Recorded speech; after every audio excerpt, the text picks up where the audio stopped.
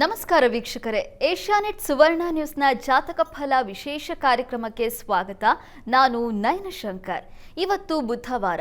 ಈ ದಿನದ ವಿಶೇಷತೆ ಏನು, ದ್ವಾದಶ ರಾಶಿಗಳ ಫಲಾಫಲ ಹೇಗಿದೆ, ಜೊತೆಗೆ ನೀವು ಕಳಿಸಿರುವಂತಹ ಸಂದೇಶಗಳಿಗೆ ಪರಿಹಾರವೇನು ಅನ್ನೋದನ್ನು ನೋಡೋಣ. ಇದೀಗ ನಮ್ಮ ಜೊತೆ ಖ್ಯಾತ ಜ್ಯೋತಿಷಿಗಳಾಗಿರುವಂತಹ ಶ್ರೀಕಂಠ ಶಾಸ್ತ್ರಿ ಅವರಿದ್ದಾರೆ. ಬನ್ನಿ ಅವರನ್ನ ಕಾರ್ಯಕ್ರಮಕ್ಕೆ ಸ್ವಾಗತಿಸೋಣ. ಶಾಸ್ತ್ರಿಗಳೇ, ಕಾರ್ಯಕ್ರಮಕ್ಕೆ ಸ್ವಾಗತ. ನಮಸ್ಕಾರಗಳು. ಶಾಸ್ತ್ರಿಗಳೇ, ಇವತ್ತು ಬುಧವಾರ, ಈ ದಿನದ ವಿಶೇಷತೆಯನ್ನ ತಿಳಿಸ್ಕೊಡೋದಾದ್ರೆ. ಶ್ರೀ ಗುರುಭ್ಯೋ ನಮಃ. ಹರಿ ಓಂ. ಮೂರ್ತಿತ್ವೇ ಪರಿಕಲ್ಪಿತ ಶಶಿಭೃತೌ ವರ್ತ್ಮಾ ಪುನರ್ಜನ್ಮನ ಮಾತ್ಮೇತ್ಯಾತ್ಮವಿಧಾಂ ಕೃತಶ್ಚಯಚತಾಂ ಭರತ ಅಮರ ಜ್ಯೋತಿಷಾಂ ಲೋಕಾನಾಂ ಪ್ರಳಯೋದ್ಭವ ಸ್ಥಿತಿ ವಿಭಶ್ಚಾನಯಕಧಾಯ ಶ್ರತೌ ವಾಚನ ಸದ್ದದಾ ತ್ವನೇಕ ಕಿರಣಃ ತ್ರೈಲೋಕ್ಯ ದೀಪೋ ರವಿಃ. ಸಮಸ್ತ ವೀಕ್ಷಕರಿಗೆ ಶುಭೋದಯ, ಶುಭ ಬೆಳಗು. ಈ ದಿನದ ಸಂದೇಶಗಳನ್ನು ಪರಿಶೀಲಿಸುವ ಪೂರ್ವದಲ್ಲಿ ಹೊತ್ತಿನ ಪಂಚಾಂಗವನ್ನು ಗಮನಿಸಿಕೊಳ್ಳೋಣ. ಶ್ರೀ ವಿಶ್ವಾವಸುನಾಮ ಸಂವತ್ಸರ ಉತ್ತರಾಯಣ, ಶಿಶಿರ ಋತು, ಮಾಘ ಮಾಸ, ಶುಕ್ಲ ಪಕ್ಷವಾಗಿದೆ. ಈ ದಿವಸ ಬುಧವಾರವಾಗಿರತಕ್ಕಂಥದ್ದು. ತೃತೀಯ ತಿಥಿ ಧನಿಷ್ಠ ನಕ್ಷತ್ರ. ಈ ದಿವಸ ಮಾಘ ಮಾಸದ ತೃತೀಯವನ್ನು ಮೌನ ಗೌರಿ ವ್ರತ ಅಂತ ಕರೆಯಲಾಗುತ್ತೆ. ನಾವು ಹರಿತಾಲಿಕ ಗೌರಿ ಕಾಣ್ತೀವಿ, ಸ್ವರ್ಣ ಗೌರಿಯನ್ನು ಕಾಣ್ತೀವಿ, ಮತ್ತು ಲಾವಣ್ಯ ಗೌರಿ, ಹೀಗೆ ಅನೇಕ ಬಗೆಯ ಗೌರಿಯನ್ನು ಆರಾಧನೆ ಮಾಡ್ತಕ್ಕಂಥದ್ದಿದೆ. ಈ ದಿವಸ ಮೌನ ಗೌರಿ ಹೆಸರು ಹೇಳ್ತಾ ಇದೆ, ಮೌನವಾಗಿದ್ದುಕೊಂಡು ಪೂಜೆಯನ್ನು ಆಚರಿಸ್ತಕ್ಕಂಥದ್ದು ಅಂತ. ಸಾಮಾನ್ಯವಾಗಿ ವಿವಾಹಕ್ಕೆ ಯಾರಾದರೂ ಅಪೇಕ್ಷೆ ಪಡ್ತಾ ಇದ್ದರೆ ಹೆಣ್ಣುಮಕ್ಕಳು ಕಂಕಣ ಭಾಗ್ಯ ಕೂಡಿ ಬಂದಿಲ್ಲ ಅಂದರೆ ಅಂಥವರು ಈ ಮೌನ ಗೌರಿಯನ್ನು ಆಚರಿಸ್ತಕ್ಕಂಥದ್ದಿದೆ. ಅರಿಶಿಣದಲ್ಲಿ ಗೌರಿಯನ್ನು ಮಾಡಿ ಪ್ರಾತಃ ಕಾಲ ಎದ್ದು ಗೌರಿಯನ್ನು ಅರಿಶಿಣದಲ್ಲಿ ಮಾಡಿಟ್ಟುಕೊಂಡು ಅರಿಶಿಣದ ಕೊಂಬು ಅದನ್ನು ಅದರ ಪಕ್ಕದಲ್ಲಿಟ್ಟು ಷೋಡಶೋಪಚಾರ ಪೂಜೆಯನ್ನು ನೆರವೇರಿಸಿ ಇದೆಲ್ಲವನ್ನು ಮೌನದಲ್ಲೇ ಮಾಡಬೇಕು ಮತ್ತು ಮೌನವಾಗಿ ಇರಬೇಕು ಆ ದಿವಸ ಪೂರ್ತಿ. ರಾತ್ರಿ ಭೋಜನ ಆಗುವವರೆಗೆ ಮೌನದಲ್ಲಿರಬೇಕು. ಎಲ್ಲ ಪೂಜೆಯ ನಂತರ ಈ ಹರಿದ್ರೆಯನ್ನು, ಅಂದರೆ ಯಾವ ಅರಿಶಿಣದಿಂದ ಮಾಡಿರ್ತಕ್ಕಂಥ ಗೌರಿ ಇದೆ, ಇದನ್ನು ವಿಸರ್ಜನೆ ಮಾಡ್ತಕ್ಕಂಥದ್ದು ನದಿಗಳಲ್ಲೂ ಹರಿತಕ್ಕಂಥ ಹೊಳೆಗಳಲ್ಲಿ ಹೀಗೆ, ಅಥವಾ ಏನೂ ಅವಕಾಶ ಇಲ್ಲ ಅಂದರೆ ಒಂದು ಬಿಂದಿಗೆಯಲ್ಲಿ ಅದನ್ನು ಕದಲಿಸ್ತಕ್ಕಂಥ ಒಂದು ಕ್ರಮ ಇದೆ. ಈ ಆಚರಣೆ ಮಾಡೋದರಿಂದಾಗಿ ಮುಖ್ಯವಾಗಿ ವಿವಾಹ ಪ್ರಾಪ್ತಿ, ಅಲ್ಲಿ ಸಂಕಲ್ಪದಲ್ಲಿ ಹಾಗೆ ವಿವಾಹ ಭಾಗ್ಯ ಸಿದ್ಧ್ಯರ್ಥಂ ಅಂತ ಸಂಕಲ್ಪ ಮಾಡ್ತಾರೆ. ಅಂಥದ್ದೊಂದು ವಿಶೇಷವಾದ, ನೀನು ಹೇಗೆ ತಪಸ್ಸನ್ನು ಮಾಡಿದೆ, ಆಕೆನೂ ಹಾಗೆ ಮೌನಿಯಾಗಿದ್ದುಕೊಂಡು ತಪಸ್ಸನ್ನು ಮಾಡಿದವಳು ನಾವು ಕಾಣ್ತೀವಿ ಕಥೆಗಳಲ್ಲಿ. ಪರ್ವತರಾಜನ ಮಗಳಾಗಿ ಹುಟ್ಟಿದ ಮೇಲೆ ಪಾರ್ವತಿ ಶಿವನನ್ನೇ ವಿವಾಹವಾಗಬೇಕು ಅಂತ ಹೇಳಿ ಆ ಕಾಡಿಗೆ ಹೋಗಿ ತಪಸ್ಸನ್ನು ಮಾಡಿದ್ದು. ಎಷ್ಟು ಬಗೆಯ ತಪಸ್ಸು ಅಂದರೆ ಘೋರಾತಿ ಕಠಿಣಾತಿ. ಋಷಿಗಳು ಕೂಡ ಅಚ್ಚರಿಪಟ್ಬಿಟ್ರು, ಏನಮ್ಮ ನಮ್ಮ ಕೈಲೂ ಆಗ್ತಾಯಿಲ್ಲ ಈ ಥರ ತಪಸ್ಸು ಮಾಡೋದಕ್ಕೆ. ಪತ್ರಗಳನ್ನು, ಎಲೆ ಪಳೆ ಪರ್ಣ ಅದನ್ನು ತಿಂದುಕೊಂಡು ಬದುಕ್ತಾ ಇದ್ಲು. ಕೊನೆಗೆ ಅದನ್ನೂ ತಿನ್ನದೆ ಅಪರ್ಣ ಆಗಿಬಿಟ್ಲು. ಅಂದರೆ ಎಲೆಗಳನ್ನು ಸ್ವೀಕರಿಸದೆ ಹಾಗೆ ಕೇವಲ ವಾತಾಹಾರ, ಗಾಳಿಯನ್ನು ಸ್ವೀಕರಿಸೋದು. ಆ ರೀತಿಯಲ್ಲಿ ಪಂಚಾಗ್ನಿಗಳನ್ನು ನಿರ್ಮಾಣ ಮಾಡಿಕೊಂಡು ಆಕೆ ತಪಸ್ಸು ಮಾಡಿದ ತಪಸ್ಯ ಮಹಾಶ್ರೇಷ್ಠ ತಪಸ್ಸದು. ಅದರ ಕುರಿತಾಗಿ ನಮ್ಮ ಕಾಳಿದಾಸ ಮಹಾಕೃತಿಯನ್ನೇ ಬರೆದಿದ್ದಾನೆ, ಕುಮಾರ ಸಂಭವ ಅಂತ. ಬಹಳ ಆಕೆಯ ತಪಸ್ಸಿನ ಪರೀಕ್ಷೆಗೆ ಶಿವ ಬರ್ತಕ್ಕಂಥದ್ದು, ಪರೀಕ್ಷಿಸ್ತಕ್ಕಂಥದ್ದು. ಪಾರ್ವತಿ ವಿಚಲಿತಳಾಗದೆ ಕೇವಲ ಶಿವನನ್ನು ನಾನು ಧ್ಯಾನ ಮಾಡ್ತಾ ಇದ್ದೇನೆ, ಕಾರಣ ಅವನನ್ನು ಹೊಂದಬೇಕು ಅಂತ ಆ ನಿಶ್ಚಲವಾದ ಬುದ್ಧಿ ಇದು ಬೇಕು. ಆ ದೃಷ್ಟಿಯಲ್ಲಿ ಈಗ ಯಾರು ಈ ಮೌನಗೌರಿಯನ್ನು ಆಚರಿಸ್ತಾರೋ, ಹೇಗೆ ಮೌನಗೌರಿ ಅಂತಂದರೆ ಬೇರೆಯ ಆಲೋಚನೆಗಳಿಗೆ ನಾವು ಒಳಗಾಗದೆ ಮೌನವಾಗಿರ್ತಕ್ಕಂಥದ್ದು. ಆಲೋಚನೆಗಳಿಂದಲೂ ಮೌನ. ಕೆಲವೊಮ್ಮೆ ಬಾಯಿ ಮುಚ್ಕೊಂಡಿರುತ್ತೆ ಅಷ್ಟೇ, ಆದರೆ ಈ ಬೇರೆ ಇಂದ್ರಿಯಗಳೆಲ್ಲ ಏನು ಆಟಾಟೋಪ ಮಾಡ್ತಾ ಇರ್ತವೆ, ಕೋಲಾಹಲ ಮಾಡ್ತಾ ಇರ್ತವೆ. ಅದೆಲ್ಲ ಉಪವಾಸ ಆಗೋದಿಲ್ಲ, ಅಥವಾ ಅದೆಲ್ಲ ಮೌನವಾಗೋದಿಲ್ಲ. ಒಳಗಡೆ ಕಣ್ಣು ಮುಚ್ಚಿದ ಮೇಲೆ ನೀವು ಗದ್ದಲದ ಒಂದು ವಾತಾವರಣದಲ್ಲಿ ಇರೋ ಹಾಗಿದ್ದರೆ, ಇನ್ನೇನೋ ಆ ಥರದ್ದು ಒಂದು ಮ್ಯೂಸಿಕ್ಕೋ ಡ್ಯಾನ್ಸೋ ಏನು ಅನಿಸ್ಕೊಳ್ತಾ ಇದ್ದರೆ ಇನ್ನೆಲ್ಲ ಮೌನವಾಗಿದೆ, ಅಲ್ಲಿ ಮಹಾ ತಾಂಡವ ಆಡ್ತಾ ಇರುತ್ತೆ. ಹಾಗಾಗಬಾರ್ದು. ಸರ್ವೇಂದ್ರಿಯಗಳಿಗೂ ಮೌನ ಅದನ್ನು ತೊಡಗಿಸ್ಬೇಕು. ಶ್ರವಣಗಳಿಗೆ ಮೌನ. ಕೇಳಲ್ಲ ನಾನು, ಬೇರೆ ಶಿವನ ಹೊರತಾಗಿ ಗೌರಿಯ ಹೊರತಾಗಿ ಬೇರೆ ಮಾತಿಲ್ಲ, ಅದು ಮೌನ. ಮಾತಾಡೋದಿಲ್ಲ, ಅದು ಮೌನ. ಹೀಗೆ ಎಲ್ಲ ಇಂದ್ರಿಯಗಳಿಗೂ ಮೌನವನ್ನು ಆವರಿಸಬೇಕು. ಮೌನವ ಅನುಭವವನ್ನು ತಂದುಕೊಳ್ಬೇಕು. ಅದು ಮೌನ ಗೌರಿ. ಸುಮ್ಮನೆ ನಾನು ಪೂಜೆ ಮಾಡಿದೆ, ವ್ರತ ಮಾಡಿದೆ ಅಲ್ಲ, ನಿಜವಾಗಿಯೂ ಮೌನವಾಗಿದ್ದೀನಿ. ಕೇವಲ ಅವಳ ಧ್ಯಾನದ ಅನುರಣನೆ ನನಗೆ ಆಗ್ತಾ ಇದೆ ಅಷ್ಟೇ. ಅದು ಓಂಕಾರದ ರೀತಿಯಲ್ಲಿ ಕೇಳಿಸ್ತಾ ಇದೆ. ಆ ಕೇಳ್ಮೆಯಲ್ಲೇ ನಾನು ಲೀನವಾಗಿಬಿಟ್ಟಿದ್ದೀನಿ. ಆ ರೀತಿಯ ಪೂಜೆ ಮಾಡಿದ್ರೆ ಯಾವ ಸಂಕಲ್ಪದಲ್ಲಿ ಹೆಣ್ಣಿಗೆ ಹೇಳಿರ್ತಕ್ಕಂಥದ್ದು, ನೀನು ಸುಮಂಗಲಿ ಆಗಬೇಕು, ಪಾರ್ವತಿ ಸ್ಥಾನವನ್ನು ನೀನು ಪಡಿಬೇಕು, ಶಿವಪಾರ್ವತಿ ಅಂತ ಹೇಳ್ತೀವಲ್ಲ, ಆ ಸ್ಥಾನವನ್ನು ನೀವು ಹೋಗಿ ಸೇರಬೇಕು, ಆ ರೀತಿಯ ನನ್ನ ಸಂಸಾರ ಇರಬೇಕು ಚೆನ್ನಾಗಿ ಅಂತಂದರೆ ಈ ಮೌನಗೌರಿ ವ್ರತವನ್ನು ಆಚರಿಸ್ತಾರೆ. ಅದು ಮಾಘ ಮಾಸದ ತೃತೀಯ ದಿವಸ ತಾವು ಆಚರಿಸಿ. ಕೇವಲ ವಿವಾಹ ಅಂತಲ್ಲ, ವಾಹ ಅಂದರೆ ಹರಿವು ಅಂತ ವಸ್ತುತಃ. ವಿಶೇಷವಾದ ಹರಿವು. ನಮಗೆ ವಿವಾಹ ಆದ್ರೇನಾ, ಹೆಂಡತಿ ಅಥವಾ ಗಂಡ ಬಂದ್ರೇನಾ ಅಂತಲ್ಲ, ಬದುಕೇ ಒಂದು ಪ್ರವಾಹ. ಇಲ್ಲಿ ನಾವು ಮುಳುಗಬಾರ್ದು, ಇಲ್ಲಿ ನಾವು ತೇಲಬೇಕು. ಹೀಗಾಗಿ ನಾನು ಮೌನವಾಗಿದ್ದುಕೊಂಡು ನಿನ್ನ ಧ್ಯಾನದಲ್ಲಿ ಈ ಭವಸಾಗರ ಅನ್ನೋ ಯಾವ ಪ್ರವಾಹ ಹರಿತಾ ಇದೆ, ಪ್ರವಾಹ ಇದು, ಇಂಥ ವಾಹದಲ್ಲಿ ನನ್ನನ್ನು ತೇಲಿಸಿ ದಡ ಮುಟ್ಟಿಸುವಂಥ ಪ್ರಾರ್ಥನೆ ಮಾಡಬೇಕು. ಮಾಡಿ ಅನುಕೂಲ ಆಗಲಿ. ಶಾಸ್ತ್ರಿಗಳೇ, ಮಾಘ ಮಾಸದಲ್ಲಿ ಬರುವಂಥ ಈ ಮೌನಗೌರಿ ವ್ರತವನ್ನು ಯಾವ ರೀತಿಯಾಗಿ ಆಚರಣೆ ಮಾಡಬೇಕು, ಆ ವ್ರತದ ಫಲವನ್ನು ಇವತ್ತು ತಿಳಿಸ್ಕೊಟ್ಟಿದ್ದೀರಾ ಶಾಸ್ತ್ರಿಗಳೇ. ವೀಕ್ಷಕರು ಸಾಕಷ್ಟು ಸಂದೇಶ ಕಳಿಸಿದ್ದಾರೆ, ಅದನ್ನು ನೋಡ್ತಾ ಹೋಗೋಣ. ಮೊದಲನೇ ಸಂದೇಶವನ್ನು ತುಮಕೂರಿನಿಂದ ಬಸವರಾಜ್ ಅವರು ಕಳಿಸಿದ್ದಾರೆ. ಬಸವರಾಜ್ ಅವರ ಜನ್ಮ ದಿನಾಂಕ 23/4/1981. ಹುಟ್ಟಿದ ಸಮಯ ಸಂಜೆ 7:30. ಕೆಲಸ ಸಿಗ್ತಾ ಇಲ್ಲ, ಸೂಕ್ತ ಮಾರ್ಗದರ್ಶನ ನೀಡಿ ಅಂತ ಪ್ರಶ್ನೆ ಕೇಳಿದ್ದಾರೆ ಶಾಸ್ತ್ರಿಗಳೇ. ಬಸವರಾಜ್ ಅವರ ಪ್ರಶ್ನೆ ಕೆಲಸದ ವಿಚಾರದಲ್ಲಿ ಕೇಳಿದಾರಲ್ವ. ಜಾತಕ ನೋಡೋಣ. ನೋಡಿ, ತಮ್ಮ ಜಾತಕವನ್ನು ಪರಿಶೀಲಿಸಿದರೆ ಇದು ತುಲಾ ಲಗ್ನವಾಗಿದೆ. ಲಗ್ನದಿಂದ ಕರ್ಮಾಧಿಪತಿ ಚಂದ್ರ ನಿಮ್ಮ ಜಾತಕದಲ್ಲಿ ಪಕ್ಷದ ಬಲಿಷ್ಠತೆಯಿಂದ ಕೂಡಿಕೊಂಡು ಈ ಧನಸ್ಥಾನದಲ್ಲಿದ್ದಾನೆ. ರಾಜ್ಯೇಶೇ ಧನಭಾವಸ್ಥೆ ಧನವಾನ್ ಗುಣಸಂಯುತ ಅಂತ ಒಂದು ಮಾತಿದೆ. ಕರ್ಮಾಧಿಪತಿ ಧನಸ್ಥಾನದಲ್ಲಿದ್ದರೆ ಅದಕ್ಕೆ ಇನ್ನೇನು ಬೇಕು, ಮಾಡಿದ ಎಲ್ಲ ಕೆಲಸಗಳಿಗೂ ಹಣ ಬರುತ್ತೆ. ಹಾಗಿರುವಾಗ ಯಾಕೆ ನಿಮಗೆ ತೊಡಕು ಅಂದರೆ ಅಲ್ಲಿ ರಾಹು ಇದ್ದಾನೆ. ಅದು ಕಾರಣದಿಂದಾಗಿ ಪ್ರಸ್ತುತ ಕಾಲ ನಿಮಗೆ ಚಂದ್ರದಶೆಯಲ್ಲಿ ಈಗ ನಡೀತಾ ಇರತಕ್ಕಂಥದ್ದು ತಮಗೆ ಬುಧನ ಒಂದು ಭುಕ್ತಿ ನಡೀತಾ ಇದೆ. ವ್ಯಯಾಧಿಪತಿಯ ಭುಕ್ತಿ ಬೇರೆ ನಡೀತಾ ಇದೆ. ಈ ಕಾರಣದಿಂದಾಗಿ ನಿಮಗೆ ಸ್ವಲ್ಪ ತೊಡಕಾಗ್ತಿದೆ. ವ್ಯಯಾಧಿಪತಿ ದುಸ್ಥಾನದ ಅಧಿಪತಿಯ ಕಾಲದಲ್ಲಿ ನಮಗೆ ನಷ್ಟ ಸಂಭವಿಸುತ್ತೆ. ಆದರೆ ನಿಮಗೆ ಸಂಪೂರ್ಣವಾಗಿ ಹಾಗೇ ಇಲ್ಲ ಫಲ. ಈಗ ಯೋಚನೆ ಮಾಡಬೇಡಿ. ನೀವು 2 ಆರಾಧನೆ ಹೇಳ್ತೀನಿ, ಅದನ್ನು ಮಾಡಬೇಕು. ಒಂದು ದುರ್ಗಾ ಸನ್ನಿಧಾನ, ಹತ್ತಿರದ ದುರ್ಗಾ ಸನ್ನಿಧಾನ ಇದ್ದರೆ ಪ್ರತಿ ಸೋಮವಾರ ದುರ್ಗಾ ಸನ್ನಿಧಾನಕ್ಕೆ ಪ್ರತಿ ಸೋಮವಾರ ಉದ್ದನ್ನು ದಾನ ಮಾಡಬೇಕು ಹೋಗಿ. ನಂತರ ಪ್ರತಿ ಬುಧವಾರ ವಿಷ್ಣು ಸನ್ನಿಧಾನಕ್ಕೆ ಹೆಸರು ಕಾಳು ದಾನ ಮಾಡಿ. ಒಂದು ಉದ್ದು ಮತ್ತು ಹೆಸರು ಕಾಳು, ಒಂದು ಸೋಮವಾರ ಮತ್ತೊಂದು ಬುಧವಾರ. ಹೀಗೆ ನಿರಂತರವಾಗಿ 6 ತಿಂಗಳು ಮಾಡಿ. ಅಷ್ಟರಲ್ಲಿ ನಿಮ್ಮ ಕೆಲಸದಲ್ಲಿ ಒಂದು ಸದೃಢತೆ, ಒಳ್ಳೆಯ ಕೆಲಸದಲ್ಲಿ ಮಾನ್ಯತೆ ಎಲ್ಲವೂ ಸಿಗುತ್ತೆ. ಯೋಚನೆ ಮಾಡಬೇಡಿ. ಒಳ್ಳೆಯದಾಗಲಿ. ಸರಿ ಶಾಸ್ತ್ರಿಗಳೇ, ಮುಂದಿನ ಸಂದೇಶವನ್ನು ಮಹಾರಾಷ್ಟ್ರದಿಂದ ಪವನ್ ಅವರು ಕಳಿಸಿದ್ದಾರೆ. ಪವನ್ ಅವರ ಜನ್ಮ ದಿನಾಂಕ 25/4/1997. ಹುಟ್ಟಿದ ಸಮಯ ರಾತ್ರಿ 11:40. ಮದುವೆ ಬಗ್ಗೆ ತಿಳಿಸ್ಕೊಡಿ ಅಂತ ಪ್ರಶ್ನೆ ಕೇಳಿದ್ದಾರೆ ಶಾಸ್ತ್ರಿಗಳೇ. ಪವನ್ ಅವರ ಪ್ರಶ್ನೆ ಅದು ವಿವಾಹಕ್ಕೆ ಸಂಬಂಧಿಸಿದೆ ಅಲ್ವಾ? ಹೌದು ಶಾಸ್ತ್ರಿ. ಜಾತಕ ನೋಡೋಣ. ಈಗಷ್ಟೇ ಹೇಳಿದ್ವಲ್ಲ, ವಿವಾಹಕ್ಕೆ ಮೌನಗೌರಿ ವ್ರತವನ್ನು ಮಾಡಬೇಕು ಅಂತ.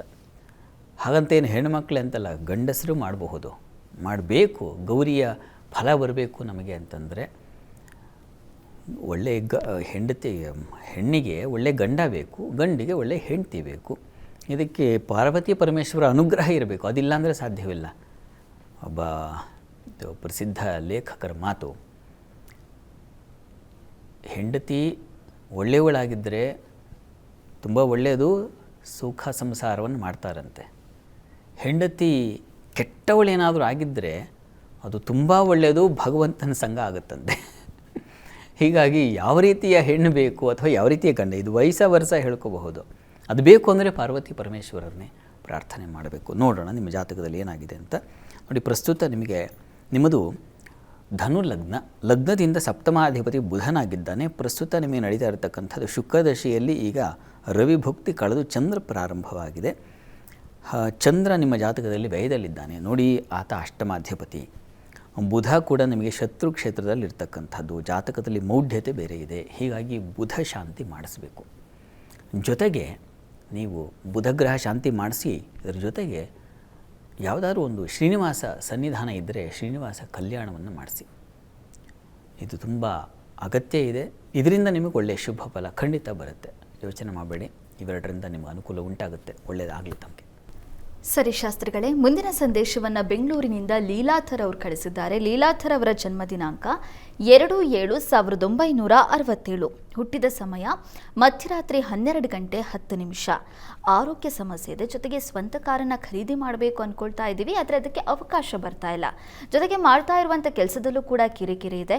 ಹಾಗಾಗಿ ಈ ಸಮಸ್ಯೆಗಳಿಗೆ ಪರಿಹಾರ ಏನು ತಿಳಿಸ್ಕೊಡಿ ಅಂತ ಪ್ರಶ್ನೆ ಕೇಳಿದ್ದಾರೆ ಶಾಸ್ತ್ರಿಗಳೇ. ಲೀಲಾಧರ್ ಅವರ ಪ್ರಶ್ನೆ ಒಂದು ಆರೋಗ್ಯ, ಕೆಲಸ ಮತ್ತು ವಾಹನ ಖರೀದಿ.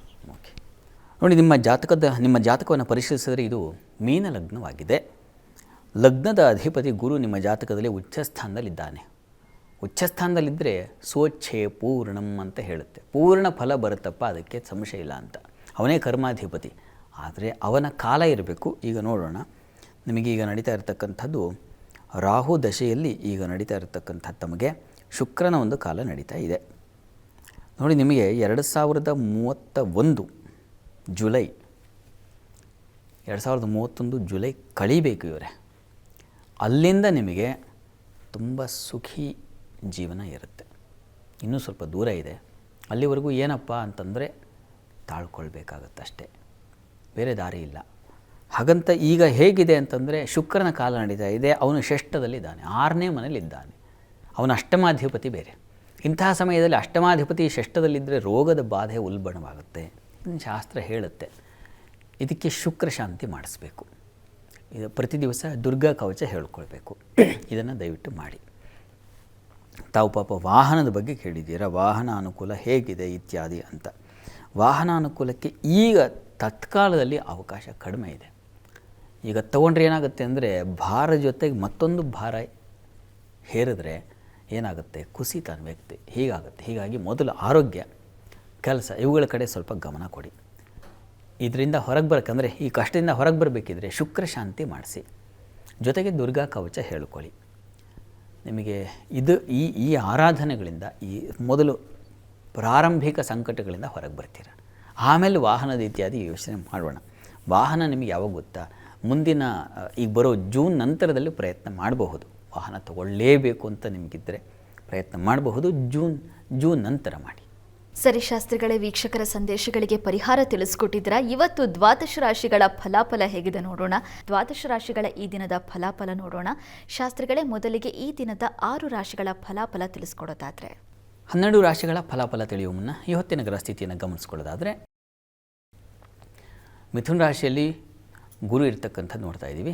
ಈ ದಿವಸ ಮಾಂದಿ ಉದಯಾಗಿದೆ, ಅದು ಕರ್ಕಟಕ ರಾಶಿಯಲ್ಲಿ. ಕೇತು ಇರ್ತಕ್ಕಂಥದ್ದು ಸಿಂಹ ರಾಶಿಯಲ್ಲಿ. ರವಿ, ಕುಜ, ಬುಧ, ಶುಕ್ರನ ಕಾಣ್ತಾ ಇದ್ದೀವಿ ಮಕರ ರಾಶಿಯಲ್ಲಿ. ಚಂದ್ರ ಮತ್ತು ರಾಹು ಒಟ್ಟಾಗಿದ್ದಾರೆ, ಅದು ಕುಂಭ ರಾಶಿಯಲ್ಲಿ. ಶನೈಶ್ಚರ ಮೀನ ರಾಶಿಯಲ್ಲಿ ಇರ್ತಕ್ಕಂಥದ್ದು. ಹೀಗಿರುವಾಗ 12 ರಾಶಿಗಳ ಫಲಾಫಲ ತಿಳಿತಾ ಹೋಗೋಣ. ಮೊದಲಿಗೆ ಮೇಷರಾಶಿ. ಮೇಷರಾಶಿಯವರಿಗೆ ಈ ದಿವಸ ಸಹೋದರ ಸಹೋದರಿಯರ ಸಹಕಾರ ತುಂಬ ಚೆನ್ನಾಗಿರುತ್ತೆ. ಉತ್ತಮ ಒಡನಾಟ, ಬಾಂಧವ್ಯ ಚೆನ್ನಾಗಿರುತ್ತೆ. ತಮ್ಮ ಅಂದರೆ ಅಣ್ಣ ಅಂದರೆ ಪ್ರೀತಿ, ವಿಶ್ವಾಸ. ತಮ್ಮ ಅಂದರೆ ಜಾಸ್ತಿ. ಆ ರೀತಿಯಲ್ಲಿ ಅನುಕೂಲ, ಸಹಕಾರ ಈ ಥರದ್ದು ಕಾಣ್ತೀರಾ. ಕೆಲಸ ಕಾರ್ಯಗಳದ್ದು ಅಷ್ಟೇ ತುಂಬ ಚೆನ್ನಾಗಿದೆ. ಅಧಿಕಾರಿಗಳಿಂದ ಪ್ರಶಂಸೆ, ಈ ರೀತಿಯ ಒಂದು ಶುಭ ಫಲ ಇದೆ. ಈ ದಿವಸ ನಿಮಗೆ ಹೆಣ್ಣುಮಕ್ಕಳಿಗೆ ಲಾಭದಾಯಕವಾಗಿದೆ. ಈ ವಸ್ತ್ರ, ಅಲಂಕಾರ ಇಂಥ ಕ್ಷೇತ್ರದಲ್ಲಿರೋರಿಗೆ ತುಂಬ ಚೆನ್ನಾಗಿದೆ. ಈ ದಿವಸ ಸ್ವಲ್ಪ ಪ್ರಯಾಣದಲ್ಲಿ ತೊಂದರೆ ಆಗಬಹುದು. ನೀರಿನ ಕುರಿತಾದ ತೊಂದರೆಗಳು ಅಥವಾ ಇನ್ನೊಂದು ಜಾರು ಬಿದ್ದುಬೋಡೋದ್ರಿಂದ ಹಿಡಿದು ಒಂದು ಜಲಕಂಟಕ ಅಲ್ಲಿವರೆಗೆ ಸ್ವಲ್ಪ ಹುಷಾರು. ಅದಕ್ಕೆ ಜಲದುರ್ಗೆ ಪ್ರಾರ್ಥನೆ, ಕಟೀಲು ದುರ್ಗಾ ಪರಮೇಶ್ವರಿ ಪ್ರಾರ್ಥನೆ ಮಾಡಿ. ಇನ್ನು ವೃಷಭ ರಾಶಿಯವರಿಗೆ ದಿವಸ ಮಾತಿನ ಸಮೃದ್ಧಿ, ವಾಗ್ಬಲ, ವಿದ್ಯಾರ್ಥಿಗಳಿಗೆ ತುಂಬ ಅನುಕೂಲ, ಬೋಧಕರಿಗೆ, ಉಪನ್ಯಾಸಕರಿಗೆ ತುಂಬ ಚೆನ್ನಾಗಿದೆ. ಕೆಲಸ ಕಾರ್ಯಗಳಲ್ಲೂ ಕೂಡ ಹೆಚ್ಚಿನ ಅನುಕೂಲ ಕಾಣಬಹುದು. ಈ ದಿವಸ ಸ್ವಲ್ಪ ಸಣ್ಣ ತೊಡಕನ್ನು ಕಾಣ್ತೀರ. ಈ ದಿವಸ ಮತ್ತು ನಾಳೆ ಹೆಣ್ಮಕ್ಕಳಿಗೆ ಕೆಲಸದ ವಿಚಾರದ್ದು ಸ್ವಲ್ಪ ಕಿರಿಕಿರಿ ಆಗುವ ಸಾಧ್ಯತೆಗಳಿದೆ, ಗಮನ ಇರಲಿ. ಉಳಿದ ಹಾಗೆ ಈ ದಿವಸ ನಿಮಗೆ ಸಹಾಯ ನಿರೀಕ್ಷಿಸ್ತಾ ಇದ್ದರೆ ಅದು ಉಂಟಾಗಲ್ಲ, ಅಸಹಾಯಕರಾಗ್ಬಿಡ್ತೀರ ಈ ದಿವಸ. ಆಂಜನೇಯನ ಪ್ರಾರ್ಥನೆ ಮಾಡಿ. ಇನ್ನು ಮಿಥುನ ರಾಶಿಯವರಿಗೆ ಈ ದಿವಸ ಕೆಲಸ ಕಾರ್ಯಗಳಲ್ಲಿ ತುಂಬ ಚೆನ್ನಾಗಿದೆ. ಹಿರಿಯರ ಸಹಕಾರ ತುಂಬ ಚೆನ್ನಾಗಿದೆ ಈ ದಿವಸ ನಿಮಗೆ ದಾಂಪತ್ಯದಲ್ಲಿ ಅಷ್ಟೇ ಅನ್ಯೋನ್ಯತೆ, ಸಾಮರಸ್ಯ ಕಾಣಬಹುದು. ಈ ದಿವಸ ಸ್ವಲ್ಪ ತಾಯಿ ಮಕ್ಕಳಲ್ಲಿ ಭಿನ್ನಾಭಿಪ್ರಾಯ ಇರುತ್ತೆ, ಗಮನ ಇರಲಿ. ಮತ್ತು ಕಾಠಿಣ್ಯತೆ ಅಂದರೆ ಮಾತು ಕಠೋರವಾಗಿರುತ್ತೆ. ವಾಕ್ ಸರಸ್ವತಿ ಪ್ರಾರ್ಥನೆ ಮಾಡಿ. ಕರ್ಕಟಕ ರಾಶಿಯವರಿಗೆ ಸ್ವಲ್ಪ ಆರೋಗ್ಯದಲ್ಲಿ ವ್ಯತ್ಯಾಸ ಇದೆ. ರಾಶ್ಯಾಧಿಪತಿಯು ಅಷ್ಟಮದಲ್ಲಿದ್ದಾನೆ, ರಾಶಿಯಲ್ಲಿ ಮಾಂದಿ ಇದೆ. ಈ ಕಾರಣದಿಂದಾಗಿ ಆರೋಗ್ಯದಲ್ಲಿ ವ್ಯತ್ಯಾಸ, ತಲೆನೋವು, ಶೀತ ಬಾಧೆ ಇವುಗಳೆಲ್ಲ ಸೂಚಿಸ್ತಾ ಇದೆ. ಇನ್ಫೆಕ್ಷನ್ ಆಗಬಹುದು. ಸ್ವಲ್ಪ ಗಮನ ಇರಲಿ. ಉಳಿದ ಹಾಗೆ ಕೆಲಸ ಕಾರ್ಯಗಳಲ್ಲಿ ಅನುಕೂಲ ಸೂಚನೆ ಇದೆ. ವ್ಯಾಪಾರಿಗಳಿಗೆ ತುಂಬ ಚೆನ್ನಾಗಿದೆ. ಕುಟುಂಬ ಸೌಖ್ಯ ಚೆನ್ನಾಗಿರುತ್ತದೆ, ಆತಂಕ ಬೇಡ. ಪ್ರಾರ್ಥನೆಗೆ ದಿವಸ ತಪ್ಪದೇ ದುರ್ಗಾ ಕವಚ, ದುರ್ಗಾ ಸನ್ನಿಧಾನದಲ್ಲಿ ರುದ್ರಾಭಿಷೇಕ ಮಾಡಿಸೋದು ಮರಿಬೇಡಿ. ಸಿಂಹರಾಶಿಯವರಿಗೆ ಕೆಲಸ ಕಾರ್ಯಗಳಲ್ಲಿ ಹೆಚ್ಚಿನ ಧೈರ್ಯ, ಸಾಹಸ ಚೆನ್ನಾಗಿದೆ. ಲಾಭವನ್ನು ಕಾಣ್ತೀರ ಈ ದಿವಸ. ಸಿಹಿ ಪದಾರ್ಥ ವ್ಯಾಪಾರಿಗಳಿಗೆ ಲಾಭದಾಯಕವಾಗಿದೆ. ಕಾಲಿಗೆ ಪೆಟ್ಟು ಬೀಳೋದು, ಸ್ವಲ್ಪ ಓಡಾಡುವಾಗ ಹುಷಾರಾಗಿರಿ. ಉಳಿದ ಹಾಗೆ ದಾಂಪತ್ಯದಲ್ಲಿ ಈ ದಿವಸ ಮತ್ತು ನಾಳೆ ಸ್ವಲ್ಪ ಕಿರಿಕಿರಿ ವಾತಾವರಣ ಇರುತ್ತೆ. ತುಂಬ ಹೆಚ್ಚಿನ ನಿರೀಕ್ಷೆ ಇಟ್ಕೋಬೇಡಿ. ಹೀಗಾಗುತ್ತೆ ಅವರಿಂದ ಎಕ್ಸ್ಪೆಕ್ಟ್ ಮಾಡ್ತೀನಿ ಅಂತ ಇಬ್ಬರು ವಯಸ್ಸ ಏನು ಪ್ರಯೋಜನ ಆಗಲ್ಲ, ಕಲಹವೇ ಇರುತ್ತೆ. ಹೀಗಾಗಿ ಲಕ್ಷ್ಮೀನಾರಾಯಣರ ಪ್ರಾರ್ಥನೆ ಮಾಡಿಕೊಳ್ಳಿ. ಇನ್ನು ಕನ್ಯಾ ರಾಶಿಯವರಿಗೆ ಈ ದಿವಸ ಕೆಲಸ ಕಾರ್ಯಗಳಲ್ಲಿ ತುಂಬ ಚೆನ್ನಾಗಿದೆ. ವಿದೇಶ ಸಂಪರ್ಕ, ವಿದೇಶ ವಹಿವಾಟು ತುಂಬ ಚೆನ್ನಾಗಿರುತ್ತೆ ಈ ದಿವಸ. ಜಲೋತ್ಪನ್ನ ಕ್ಷೇತ್ರಗಳಲ್ಲಿ ಹೆಚ್ಚಿನ ಲಾಭ ಗಳಿಕೆ ಇದೆ ಈ ದಿವಸ. ಸ್ವಲ್ಪ ಆರೋಗ್ಯ ವ್ಯತ್ಯಾಸ ಸೂಚಿಸ್ತಾ ಇದೆ. ಹುಷಾರು. ರೋಗ ಸ್ಥಾನದಲ್ಲಿ ಚಂದ್ರಾಹು ಇದ್ದಾಗ ಸ್ವಲ್ಪ ಆರೋಗ್ಯದಲ್ಲಿ ವ್ಯತ್ಯಾಸ ಆಗುತ್ತೆ. ಈ ಕಾರಣದಿಂದಾಗಿ ನಾಗ ಕವಚ, ದುರ್ಗಾ ಕವಚ ಎರಡೂ ಹೇಳಿಕೊಳ್ಳಿ. ಶಾಸ್ತ್ರಿಗಳೇ, ತುಲಾರಾಶಿಯಿಂದ ಮೀನರಾಶಿವರೆಗಿನ ಈ ದಿನದ ಫಲಾಫಲ ತಿಳಿಸ್ಕೊಡೋದಾದರೆ? ತುಲಾರಾಶಿಯವರಿಗೆ ಕೆಲಸ ಕಾರ್ಯಗಳ ದಿವಸ ವಿಘ್ನಗಳು, ತೊಡಕುಗಳು ಜಾಸ್ತಿ. ಕಿರಿಕಿರಿಯ ವಾತಾವರಣ, ಒಂಥರ ವಿಷವರ್ತುಲ, ಏನೋ ಕೆಲಸ ಬಿಟ್ಟುಬಿಡ್ಲ ಕೆಲಸ, ಆ ಮಟ್ಟಕ್ಕೆ ಹೋಗಿಬಿಡುತ್ತೆ ಈ ದಿವಸ. ಸ್ವಲ್ಪ ಕಹಿಯಾಗಿದೆ. ಮನಸ್ಸಿಗೆ ಒಂದು ಪೆಟ್ಟು ಬೀಳುತ್ತೆ ಸಣ್ಣದಾಗಿ, ಆ ಥರದ್ದು. ಮಕ್ಕಳಿಂದ ಅಷ್ಟೇ ಸ್ವಲ್ಪ ಕಿರಿಕಿರಿ. ಮನೆಯ ವಾತಾವರಣವೂ ಅಷ್ಟು ಹಿತವಾಗಿರಲ್ಲ. ಆದರೆ ಈ ದಿವಸ ಕೃಷಿಕರಿಗೆ ತುಂಬ ಚೆನ್ನಾಗಿದೆ. ಮತ್ತು ರಿಯಲ್ ಎಸ್ಟೇಟ್ ವ್ಯಾಪಾರಿಗಳಿಗೆ, ಕಟ್ಟಡ ವ್ಯಾಪಾರಿಗಳಿಗೆಲ್ಲ ತುಂಬ ಚೆನ್ನಾಗಿದೆ. ಪ್ರಾರ್ಥನೆಗೆ ಈ ದಿವಸ ದುರ್ಗಾ ಸನ್ನಿಧಾನದಲ್ಲಿ ಅಭಿಷೇಕ ಮಾಡಿಸಿ. ವೃಶ್ಚಿಕ ರಾಶಿಯವರಿಗೆ ಕೆಲಸ ಕಾರ್ಯಗಳಲ್ಲಿ ಹೆಚ್ಚಿನ ಅನುಕೂಲ, ಶುಭ ಫಲವನ್ನು ಕಾಣಬಹುದು. ಈ ದಿವಸ ನಿಮಗೆ ತಂದೆ ಮಕ್ಕಳಲ್ಲಿ ಮನಸ್ತಾಪ ಸೂಚಿಸ್ತಾ ಇದೆ. ಧರ್ಮ ಕಾರ್ಯಗಳಲ್ಲಿ ಶ್ರದ್ಧೆ ಹಾಳಾಗುತ್ತೆ. ಪೂಜೆ ಮಾಡು ಅಂದರೆ ಇಲ್ಲ, ಆ ಥರದ್ದು ಮನಸ್ಸು ಎದ್ದೇಳೋದೇ ಲೇಟು, ಹೀಗಾಗ್ಬಿಡುತ್ತೆ. ತನ್ನ ಮೂಲಕ ಬಯಸ್ಕೊಳ್ಳೋದು, ಈ ಥರದ್ದೆಲ್ಲ ಇದೆ. ಮಕ್ಕಳು, ತಾಯಿ ಮಕ್ಕಳ ನಡುವೆ ಕೋಲಾಹಲ, ಜಗಳ, ಘರ್ಷಣೆ ಇದೆ ಸೂಚಿಸ್ತಾ ಇದೆ. ಪ್ರಯಾಣದಲ್ಲಿ ಹೆಣ್ಣು ಮಕ್ಕಳಿಗೆ ಸ್ವಲ್ಪ ಕಿರಿಕಿರಿ, ಅಸಮಾಧಾನದ ವಾತಾವರಣ, ಏನೋ ಒಂದು ರೀತಿಯ ಭಯದ ವಾತಾವರಣ, ಇದನ್ನು ಸೂಚಿಸ್ತಾ ಇದೆ ಈ ದಿವಸ. ಪ್ರಾರ್ಥನೆಗೆ ದಿವಸ ಅಮ್ಮನವರ ಪ್ರಾರ್ಥನೆ, ಲಲಿತಾ ಪ್ರಾರ್ಥನೆ ಮಾಡೋದು ತುಂಬ ಒಳ್ಳೆಯದು. ಇನ್ನು ಧನುರಾಶಿಯವರಿಗೆ ಕೆಲಸ ಕಾರ್ಯಗಳಲ್ಲಿ ಹೆಚ್ಚಿನ ಅನುಕೂಲ, ದಾಂಪತ್ಯದಲ್ಲಿ ಸಾಮರಸ್ಯ, ಅನ್ಯೋನ್ಯತೆ ಇದೆಲ್ಲ ತುಂಬ ಚೆನ್ನಾಗಿದೆ. ಈ ದಿವಸ ಸೇವಕರು, ಸಹಾಯಕರಲ್ಲಿ ಕಿರಿಕಿರಿ ವಾತಾವರಣ ಇರುತ್ತೆ. ಅವ್ರ ಕೆಲಸ ಸರಿ ಮಾಡಲ್ಲ, ನಿಮಗೆ ಅದು ಇಷ್ಟವಾಗಲ್ಲ, ಈ ಥರ ಒಂದು ರೀತಿಯ ಕಿರಿಕಿರಿ. ಇನ್ನು ಈ ದಿವಸ ಸ್ವಲ್ಪ ಭಯದ, ಆತಂಕದ ವಾತಾವರಣ ಕೂಡ ಇದೆ ಹೆಣ್ಮಕ್ಕಳಿಗೆ. ನೀವು ತಪ್ಪದೆ ಆಂಜನೇಯನ ಪ್ರಾರ್ಥನೆ ಮಾಡೋದು ಒಳ್ಳೆಯದು. ವೃತ್ತಿಯಲ್ಲೆಲ್ಲ ಅನುಕೂಲ ಚೆನ್ನಾಗಿದೆ. ಇನ್ನು ಮಕರ ರಾಶಿಯವರಿಗೆ ಈ ದಿವಸ ಕೆಲಸ ಕಾರ್ಯಗಳಲ್ಲಿ ತುಂಬ ಅನುಕೂಲ. ಈ ಬಟ್ಟೆ ವ್ಯಾಪಾರಿಗಳಿಗೆ ಅಥವಾ ಹೂವು, ಹಣ್ಣು ಇಂಥ ವ್ಯಾಪಾರಿಗಳಿಗೆ ತುಂಬ ಚೆನ್ನಾಗಿದೆ. ಈ ದಿವಸ ಆಹಾರ ವ್ಯತ್ಯಾಸ ಸೂಚಿಸ್ತಾ ಇದೆ. ಈ ದಿವಸ ಮತ್ತು ನಾಳೆ ಎಲ್ಲೋ ಹೊರಗಿರ್ತಿರೋ ಅಥವಾ ಇದ್ದ ಸ್ಥಳದಲ್ಲೇ ಹೊತ್ತಿಗೆ ಸರಿಯಾಗಿ ಊಟ ಮಾಡೋಕ್ಕೆ, ನಿದ್ರೆ ಹಾಳಾಗಿಬಿಡೋ ಸಾಧ್ಯತೆ, ಇದನ್ನೆಲ್ಲ ಸೂಚಿಸ್ತಾ ಇದೆ. ಆಹಾರ ವ್ಯತ್ಯಾಸವೂ ಸೂಚಿಸ್ತಾ ಇದೆ. ಹುಷಾರು.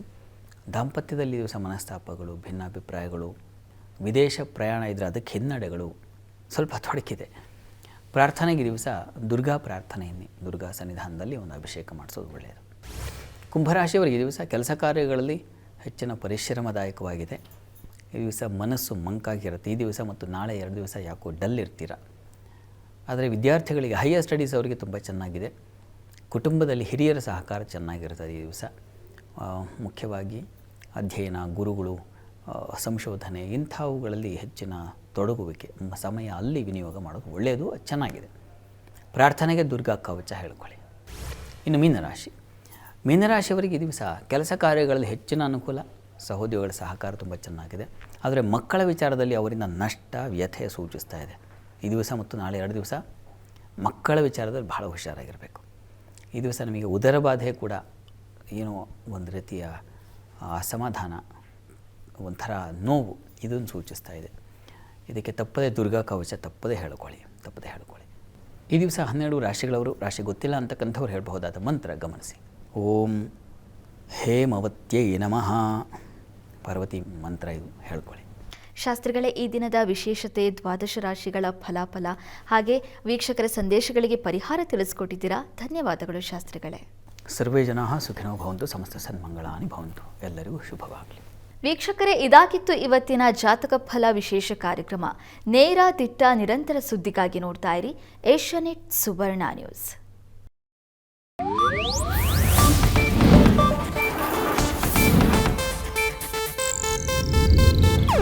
ಇದು ಏಷ್ಯಾನೆಟ್ ನ್ಯೂಸ್ ನೆಟ್ವರ್ಕ್ ಪ್ರಸ್ತುತಿ.